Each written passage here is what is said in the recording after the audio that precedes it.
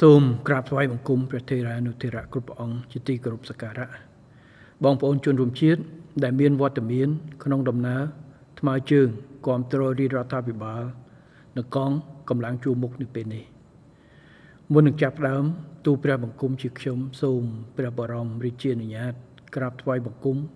ថ្វាយនៅព្រះសពសាធុការពរជ័យចំពោះសម្ដេចព្រះមហាក្សត្រីនរោត្តម មុនិនាថ សីហនុ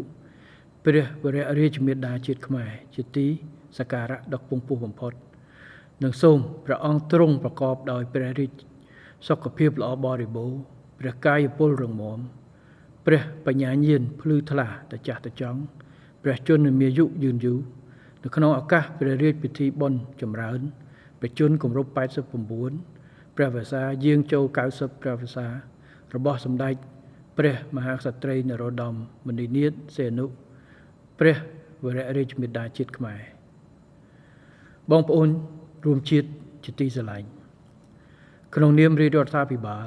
និងទូលព្រះបង្គំជាខ្ញុំផ្ទាល់ទូលព្រះបង្គំពិតជាមានមោទនភាពនិងសូមថ្លែងអំណរព្រះគុណប្រគេនព្រះថេរានុថេរៈគ្រប់ព្រះអង្គអំណរព្រះរាជគុណ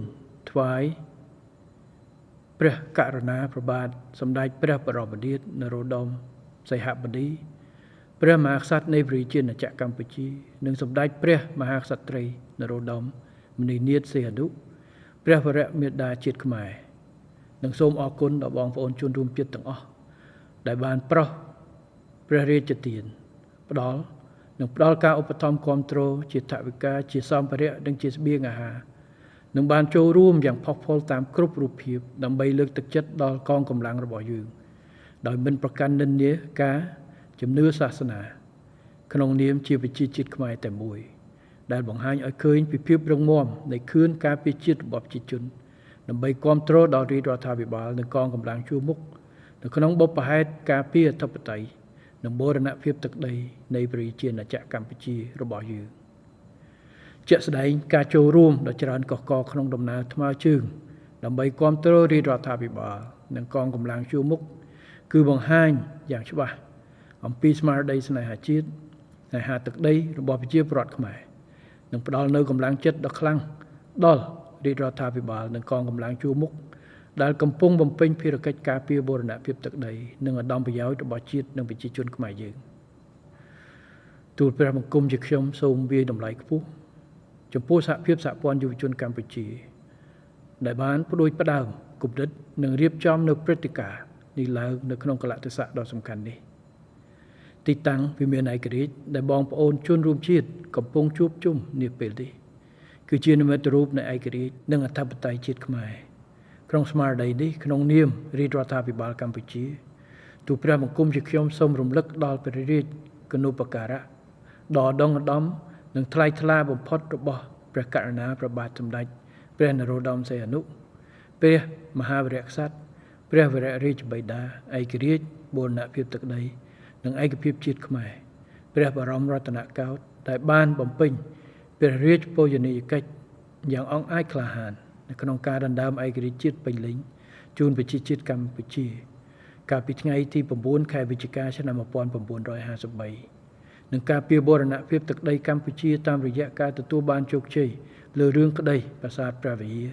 នៅតុលាការយុត្តិធម៌អន្តរជាតិ ICJ កាលពីថ្ងៃទី15ខែមិថុនាឆ្នាំ1962ជ្រាបក្នុងឱកាសនេះផងដែរ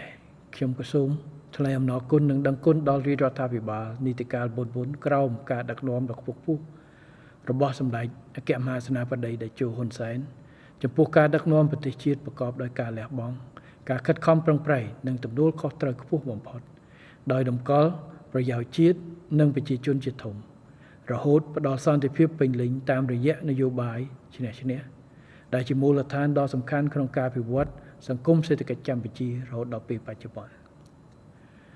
នៅក្នុងស្មារតីនេះរាជរដ្ឋាភិបាលនីតិកាលទី7នៃរដ្ឋសភាបដិញ្ញាបន្តបេសកកម្មនិងគំរូវីរភាពរបស់ថ្នាក់ដឹកនាំជំនាន់មុនដើម្បីថែរក្សាការពារអធិបតេយ្យបូរណភាពទឹកដីសន្តិភាពស្ថិរភាពនិងបន្តអភិវឌ្ឍលើគ្រប់វិស័យជូនជាតិនិងប្រជាជនកម្ពុជាបងប្អូនជនរួមជាតិខ្មែរជាទីស្រឡាញ់ ពាក់ព័ន្ធនឹងបញ្ហាព្រំដែនជាមួយប្រទេសថៃដែលកំពុងឡើងកម្ដៅកម្ពុជាបាននឹងកំពុងព្យាយាមដោះស្រាយដោយប្រកាន់គោលជំហររក្សាសន្តិភាពមិត្តភាពកិច្ចសហប្រតិបត្តិការដើម្បីជាឧត្តមប្រយោជន៍សម្រាប់ប្រជាពលរដ្ឋនៃប្រទេសទាំងពីរកម្ពុជាបន្តប្រើប្រាស់យន្តការគណៈកម្មការព្រំដែនចម្រុះកម្ពុជាថៃ JBC ដើម្បីបន្តការវាស់វែងខណ្ឌសីមានិងបោះបង្គោលព្រំដែនដែលនៅសេសសល់លើកលែងតែនៅតំបន់4គឺប្រាសាទតាមាន់ធំប្រាសាទតាមាន់តូចប្រាសាទតាកបីនិងតំបន់មុំបីដែលកម្ពុជាបានប្តឹងទៅតុលាការយុត្តិធម៌អន្តរជាតិ ICJ ដើម្បីជួយរកដំណោះស្រាយហើយលិខិតផ្លូវការបានប្រគល់ទៅឲ្យ ICJ កាលពីថ្ងៃច័ន្ទទី16ខែមិថុនាឆ្នាំ2025នេះកម្ពុជាជ្រើសរើសយកដំណោះស្រាយដោយសន្តិវិធីផ្អែកលើច្បាប់អន្តរជាតិតាមរយៈយន្តការ ICJ គឺដើម្បីថែរក្សាសន្តិភាពមិត្តភាពនិងកិច្ចសហប្រតិបត្តិការល្អជាមួយប្រទេសជិតខាងនិងសម្រាប់ជាឧត្តមប្រយោជន៍ពិតប្រាកដរបស់ប្រជាពលរដ្ឋនៃប្រទេសទាំងពីរបងប្អូនជនរួមជាតិខ្មែរជាទីស្រឡាញ់ជាថ្មីម្ដងទៀតខ្ញុំសូមគូសបញ្ជាក់ថាដំណើរថ្មើរជើងរួមគ្នាដែលបងប្អូនជនរួមជាតិបានចូលរួមនាព្រឹកនេះពិតជាមានអត្ថន័យយ៉ាងជ្រាលជ្រៅនិងបានផ្ដល់កម្លាំងចិត្តគាំទ្រយ៉ាងសំខាន់ដល់រាជរដ្ឋាភិបាលនិងជាពិសេសដល់កងកម្លាំងជួរមុខក្នុងការបន្តបំពេញបេសកកម្មការពារឯករាជ្យជាតិអធិបតេយ្យនិងបូរណភាពទឹកដីនៃប្រជាជាតិណាចក្រកម្ពុជានៅក្នុងពេលព្រមគ្នានៃការបន្តថែរក្សាសន្តិភាពស្ថិរភាពនិងវឌ្ឍនភាពសង្គមលើគ្រប់វិស័យជាទីបញ្ចប់ខ្ញុំសូមជូនពរឲ្យព្រឹត្តិការណ៍នេះប្រព្រឹត្តទៅដោយរលូននិងជោគជ័យនៅក្នុងស្មារតីសាមគ្គីឯកភាពមហាគ្រួសារនៃជនជាតិខ្មែរយើងនិងសូមបងប្អូនជនរួមជាតិទាំងអស់ទទួលបាននូវពុទ្ធពរនិងពរទាំង5ប្រការគឺអាយុវណ្ណៈសុខៈពលៈនិងបដិពានៈកំបីគ្លៀងគ្លាតឡើយ